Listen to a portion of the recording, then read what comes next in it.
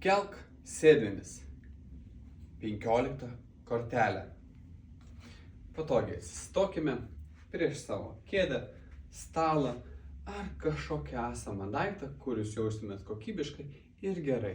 Nuo sėdimos padėties, dažnai sutrumpėja mūsų keturgalvinė dalis, tai priekinės šlaunis.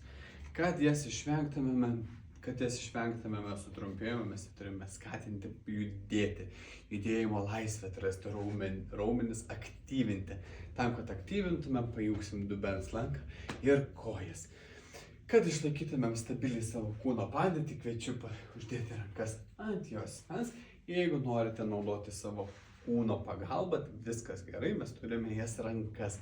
Kiek įmanoma patogiai atsistokite pečiais lygiagrečiai tiesiai, dubens lankas tiesiai, kojas lygiagrečiai tiesiai, tam, kad išlaikytumėm kūno svorį lygiagrečiai 50 kūno svorio vienoj pusėje, 50 kūno svorio kitai pusėje. Ir pagal savo galimybės pasižiūrėkite, galite būti arčiau.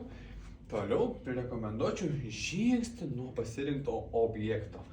Ir savo galimybėmis 5-20 kartų pagal savo norą, pagal tiek, kiek šiandien galite, perkelkite į vieną pusę ir gražinkime į kitą. Pakelkime į vieną ir gražinkime į kitą.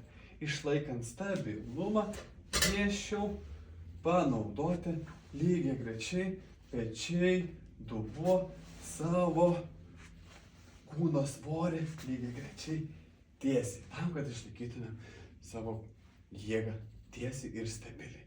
Kelk sėdmenis.